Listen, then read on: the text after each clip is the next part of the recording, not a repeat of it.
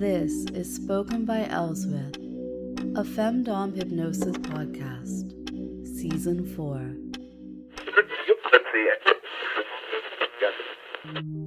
Before I get into whether or not you like mystery boxes, I want to say a thank you for the lovely holiday gifts that have been coming my way. The gift certificates, they're almost always used on doggo toys.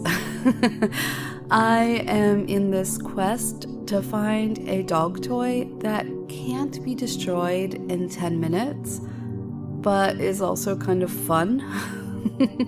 It seems like the indestructible ones are basically as interesting as rocks. Yeah, I know, some dogs love rocks. Maybe that's yours, it's not mine. Also, thank you for the perfumes. I've been enjoying trying out some different scents. I do have I guess you would call it a signature scent that I typically go back to. But I've just been wanting to change it up. For those of you who wear perfumes or cologne, do you typically always stay to the same thing? Is that so somebody can always tell when they've borrowed your hoodie or your jacket?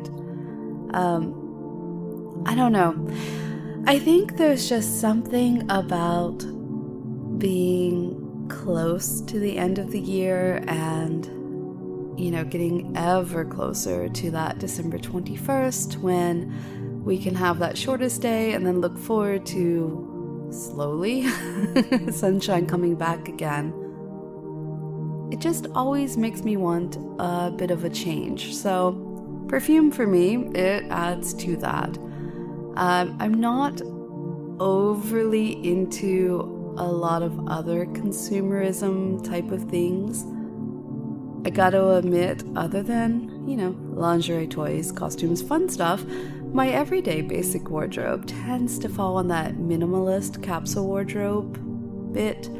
And if you don't know what that means, just like the kitten heels, you can go look it up. You should know, as someone who enjoys femdom and women, you should know what a capsule wardrobe is. Oh, and speaking of wardrobes, thank you as well for the bracelet. It is absolutely gorgeous. It's actually prettier in everyday life than it happened to be on the website. And that doesn't always happen. December here tends to be endless invites. Endless invites to things happening at pubs. So it's like, okay, here we go again, dressing up but not too fancy, right? And jewelry tends to bridge that gap. The simple LBD, you should know what LBD means, paired with different jewelry, it goes a long way. And it makes it, it makes it easier to go to these endless holiday functions that you get invited to. Now, the good news is, generally speaking, most of them are a lot of fun. They're not the typical must-go-to work dues that feel basically like just going to another day at the office. But for whatever reason, it does feel like every social or networking or work group feels like they have to squeeze in this December gathering. And then they all think they're being kind of clever by doing it on a Thursday. Because they assume you have nothing going on Thursday, right? It's insane. I swear my Saturday night is basically desolate on the calendar. Meanwhile, Thursday is overlapping. Well, let's just say I could probably do a pub crawl every Thursday night throughout December if I wanted to. and wear a different perfume and my nice glittery bracelet. Okay, let's get into the actual topic-ish of today's podcast. Do you like mystery boxes? There might be a few ways that you can answer that question, but I'm thinking about TV shows specifically. Do you, or did you, love Twin Peaks, Lost, the first season of Stranger Things? These shows are a loosely bound category that share the common trope of hiding a great deal of the plot from you. You learn about the characters, and then your perceptions are toyed with as the circumstances are changed. Sometimes this feels like the rug being pulled out from under you. And other times, in an even more thrilling fashion, they merely whip away the tablecloth, leaving the glasses and silverware still neatly arranged on the tabletop. If I were running a movie podcast, my co-host and I would probably digress into the difference between these shows and movies like Fight Club, The Prestige, Sixth Sense. No spoilers here, but as they're all more than a decade or so old, I feel like I can say that each of these films has a twist at the end. The mystery box TV genre, well, I think I appreciate it a little more because it has longer to stretch its legs. And it works on this unspoken covenant that you're going to give it time to explain itself. Most people I've discussed this genre with have enjoyed these shows to a differing degrees. I have strongly differing opinions with a close friend about the OA and Russian Doll. I'll let you guess which I loved and which I hated. The point stands that these shows aren't universally received, and that's alright. I've just started Night Sky after a bumbling conversation where I teased my Netflix and chill partner and pretended to not know who J.K. Simmons is. They didn't write any novels about teenage wizards, and I'm enjoying it so far. But I haven't opened the box all the way yet, so can't wholeheartedly recommend it. I tend to be one of those people that watch TV while cycling, not on the road, or, doing the incline on the treadmill, the Stairmaster, whatever else. So I watch things in little 20-minute, 40-minute little pockets of time. But I don't run a movies and TV podcast, and I don't have a co-host. This is still a femdom and hypnosis podcast, thank goodness. And one of the reasons I love running this podcast is because it gives me an opportunity to surprise you. Firstly, because you never know if you're going to get a rambling slice of life or a structured session. Maybe some of my thoughts on a recent release or a task that I've set. I know that this is important. Because if you're listening right now, and you are, chances are you want that extra connection of these informal chats. It's nice having this time together. Something that goes along with those sessions that you choose to download and press play on.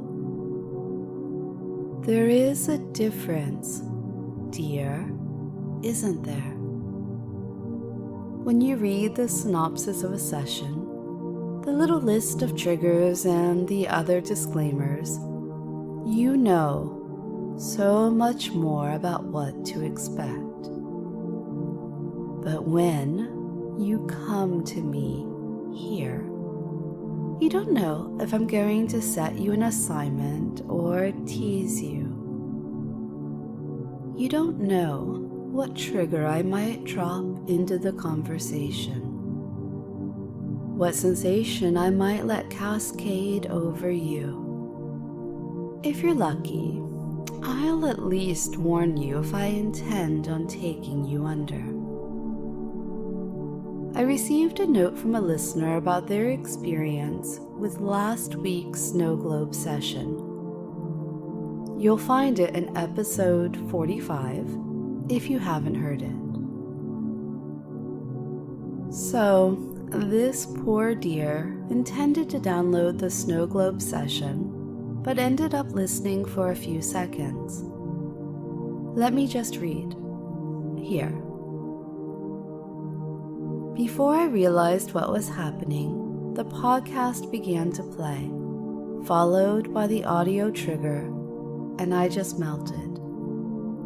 I wasn't paying any attention to the sound, just ensuring the file was going to the proper location. Then, boom, eyes close, wave of relaxation hits me, and breathing changes. Feeling so nice and yummy. Was able to stop the audio, but that was too late. I'm not sure I could write a better advertisement for the podcast and its place in our play together. I've also had an outpouring of messages about the Winter Cuddle Session. So the podcast version and the bundle appeared on November 11th, almost a month ago now. One thing I've definitely been hearing is there's a pronounced effect from cuddling for multiple nights in a row, of enjoying the swirling mismatch of naughty, kinky, exciting ideas that comes from picking one of these 7 hypnosis sessions at random. I'm glad that I was able to make the Winter Cuddle Bundle work how it does. Keeping that core narrative, the same hypnotic ideas and suggestions, and then carefully stitching in the other thoughts. Without giving away every detail, I'm able to surprise my dear listener. This is my experience of playing with power exchange in the flesh. That it's my prerogative as to which subjects are open for pillow talk. That it's my decision what we play with. And that you have to wait with nervous excitement, even trepidation, to find out exactly what I have in store. Because I love to surprise you as much as I love to give you good things. And where do good things come from? But here's the downside to the Winter Cuddle Session. There's an inherent expectation of chastity in those sessions. Not least because they're about encouraging wet dreams. Speaking of which, I've had quite a few confirmations of unexpected nighttime orgasm off the back of the cuddle session. Mental chastity, it played a role in most of the case studies shared with me. All shared repeated listens, and I'm satisfied with the result and always eager to hear more success stories. The whole session and the conversations that I've had around it have me thinking I'd like to produce a counterpart session as a matter of urgency. Something that's more explicitly about getting off. And I have a story that I'd like to apply this framework to. But if you'd like to contribute to this new session, I will have a thread on Patreon where you can do just that. So look in today's podcast notes to find the link to where you can find Patreon and add in your thoughts, as well as my link to my wish list, in case you want to buy a gift for someone special. And you will also find just the link to the website in case you haven't been there yet and you are new to me. Continue to enjoy your December, and let me know if you've been to any work dues or social dues so far this holiday season.